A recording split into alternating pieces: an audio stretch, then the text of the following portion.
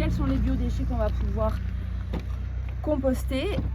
Globalement, c'est tous vos restes de fruits et légumes, vos épluchures, toutes confondues, patates, carottes, y compris les agrumes. Mais coupé en petits bouts.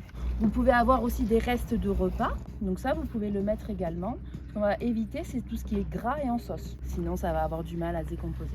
L'idée quand on a beaucoup de déchets comme ça, c'est qu'ils aient globalement tous un peu une taille réduite et qu'ils s'enrobent bien, parce que tous ces déchets dont je vous parle là, ce sont des déchets qui sont humides et azotés, et on va venir les mélanger avec des déchets secs et carbonés. C'est ça la recette de cuisine d'un bon compost, c'est cet équilibre entre l'azote et le carbone. Et cette matière sèche, elle est à disposition dans le premier bac. On regarde ensemble le site de compostage. Donc sur chaque bac, vous avez une petite affichette qui vous donne l'information à quoi sert le bac. Donc le premier, c'est la réserve de broyat, de matière sèche. Donc ici, on en a un petit peu rempli ce matin. On a mis la vieille poêle qui doit rester dans le bac. Elle doit vous permettre ensuite de venir collecter un petit peu de broyat à chaque fois que vous allez venir déposer. Donc la réserve de matière sèche, c'est la commune qui se charge de venir le remplir et d'en mettre à disposition pour que vous puissiez faire les dépôts.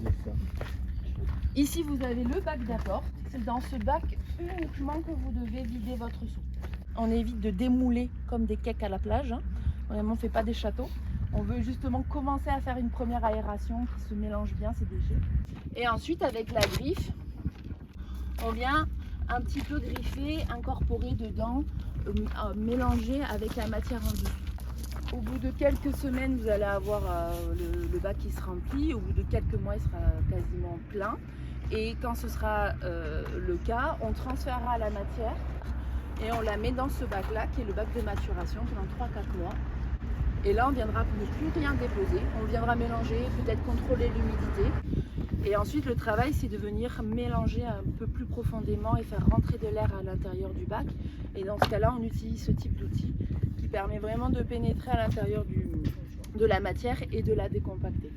Donc ça, c'est un travail qui est fait par les référents de site une fois par semaine pour justement mélanger la matière et l'homogénéiser. Donc c'est un travail d'équipe et chacun a un petit peu son rôle à faire pour que ça se passe bien. Très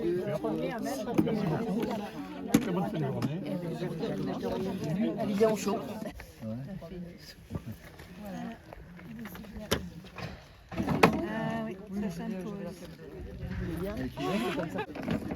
Ça vous permettra de vous reconnaître dans le village avec vos sons. Bah, si on est tous avec le même son. On sait où tu vas. Merci beaucoup. Merci beaucoup. Bonne journée. Faut les amortir.